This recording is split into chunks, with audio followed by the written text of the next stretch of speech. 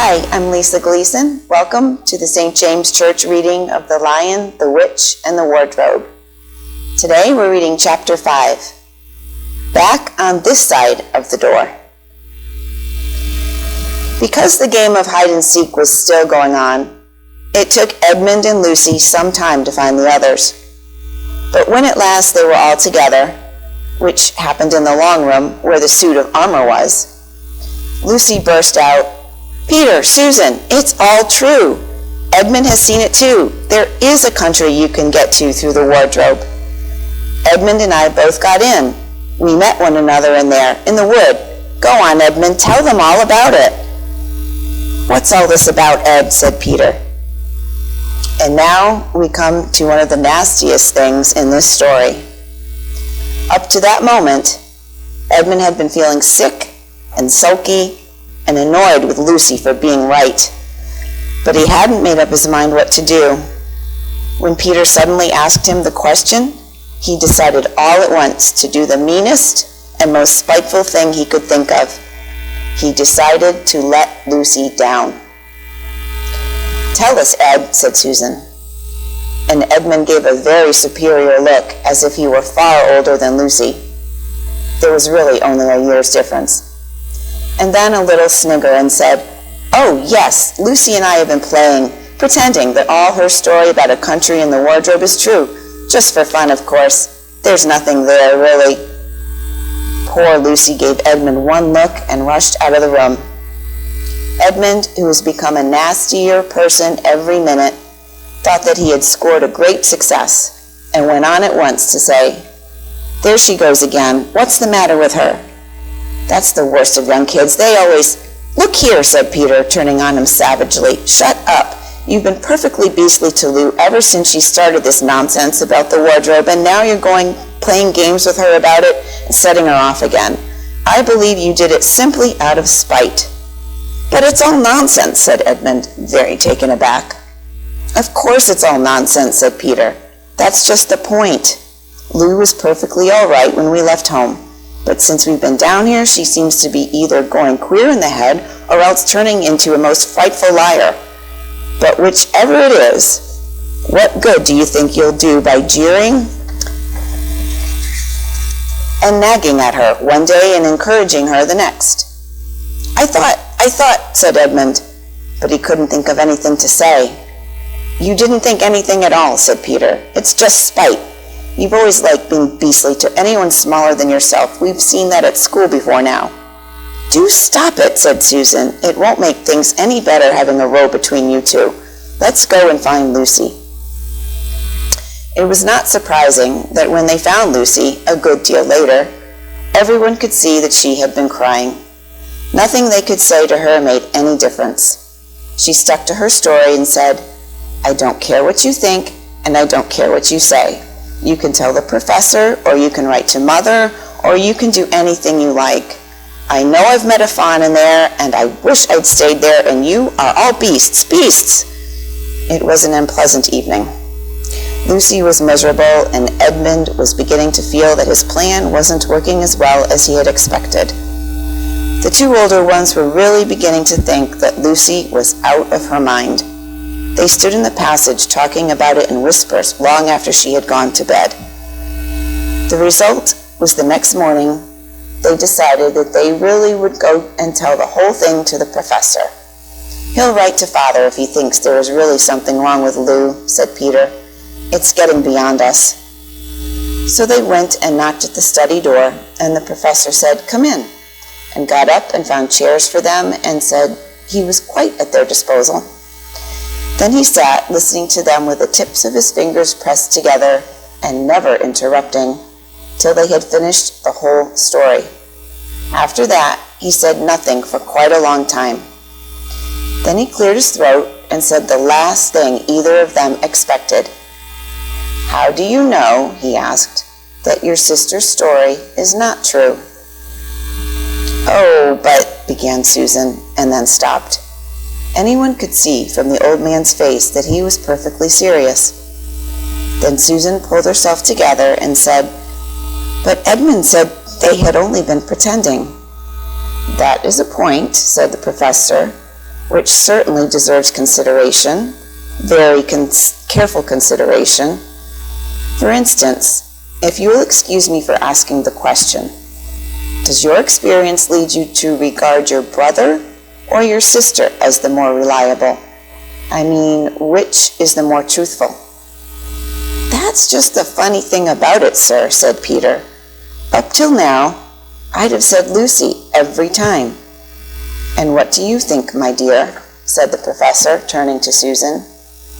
Well, said Susan, in general, I'd say the same as Peter, but this couldn't be true, all this about the wood and the fawn.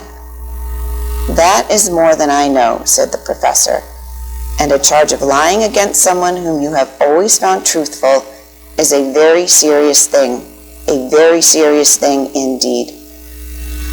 We were afraid it mightn't even be lying, said Susan. We thought there might be something wrong with Lucy. Madness, you mean? Said the professor quite coolly. Oh, you can make your minds easy about that. One has only to look at her and talk to her to see that she is not mad. But then, said Susan, and stopped. She had never dreamed that a grown-up would talk like the professor and didn't know what to think. Logic, said the professor half to himself. Why don't they teach logic at these schools? There are only 3 possibilities. Either your sister is telling lies, or she is mad, or she is telling the truth. You know she doesn't tell lies, and it is obvious that she is not mad.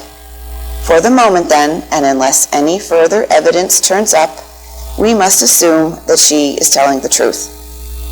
Susan looked at him very hard, and was quite sure from the expression on his face that he was not making fun of them. But how could it be true, sir, said Peter. Why do you say that? Asked the professor. Well, for one thing, said Peter, if it was real, why doesn't everyone find this country every time they go into the wardrobe? I mean, there was nothing there when we looked. Even Lucy didn't pretend there was. What has that to do with it? Said the professor. Well, sir, if things are real, they're there all the time. Are they? Said the professor, and Peter did not know quite what to say. But there was no time, said Susan. Lucy had no time to have gone anywhere, even if there was such a place. She came running after us the very moment we were out of the room. It was less than a minute, and she pretended to have been away for hours. That is the very thing that makes her story so likely to be true, said the professor. If there really is a door in this house that leads to some other world, and I should warn you that this is a very strange house, and even I know very little about it, if, I say, she had got into another world, I should not be at all surprised to find that the other world had a separate time of its own, so that however long you stayed there, it would never take up any of our time. On the other hand, I don't think many girls of her age would invent that idea for themselves. If she had been pretending, she would have hidden for a reasonable time before coming out and telling her story. But do you really mean, sir, said Peter, that there could be other worlds all over the place, just round the corner, like that? Nothing is more probable, said the professor, taking off his spectacles and beginning to polish them, while he muttered to himself, I wonder what they do teach them at these schools. But what are we to do, said Susan. She felt that the conversation was beginning to get off the point. My dear young lady, said the professor, suddenly looking up with a very sharp expression at both of them. There is one plan which no one has yet suggested and which is well worth trying. What's that? Said Susan. We might all try minding our own business, said he. And that was the end of the conversation. After this, things were a good deal better for Lucy. Peter saw to it that Edmund stopped jeering at her, and neither she nor anyone else felt inclined to talk about the wardrobe at all. It had become a rather alarming subject, and so for a time it looked as if all the adventures were coming to an end. But that was not to be. This house of the professor's, which even he knew so little about, was so old and famous that people from all over England used to come and ask permission to see over it. It was the sort of house that is mentioned in guidebooks and even in histories. And well it might be, for all manner of stories were told about it, some of them even stranger than the one I am telling you now. And when parties of sightseers arrived and asked to see the house, the professor always gave them permission. And Mrs. McGreedy, the housekeeper, showed them around, telling them about the pictures and the armor and the rare books in the library. Mrs. McGreedy was not fond of children and did not like to be interrupted when she was telling visitors all the things she knew. She had said to Susan and Peter almost on the first morning, along with a good many other instructions, "And please remember you're to keep out of the way whenever I'm taking a party over the house." Just as if any of us would want to waste half the morning trailing around with a crowd of strange grown-ups, said Edmund, and the other three thought the same. That was how the adventures began for the second time. A few mornings later, Peter and Edmund were looking at the suit of armor and wondering if they could take it to bits when the two girls rushed into the room and said, "Look out, here comes the McGreedy and a whole gang with her." "Sharp's the word," said Peter, and all four made off through the door at the far end of the room. But when they had got out into the green room and beyond it into the library, they suddenly heard voices ahead of them and realized that Mrs. McGreedy must be bringing her party of sightseers up the back stairs instead of up the front stairs as they had expected. And after that, whether it was that they'd lost their heads, or that Mrs. McGreedy was trying to catch them, or that some magic in the house had come to life and was chasing them into Narnia, they seemed to find themselves being followed everywhere, until, at last, Susan said, "Oh, bother those trippers. Here, let's get into the wardrobe room till they've passed. No one will follow us in here." But the moment they were inside, they heard voices in the passage, and then someone fumbling at the door, and then they saw the handle turning. "Quick," said Peter, "there's nowhere else," and flung open the wardrobe. All four of them bundled inside it and sat there, panting in the dark. Peter held the door closed, but did not shut it. For, of course, he remembered, as every sensible person does, that you should never shut yourself up in a wardrobe.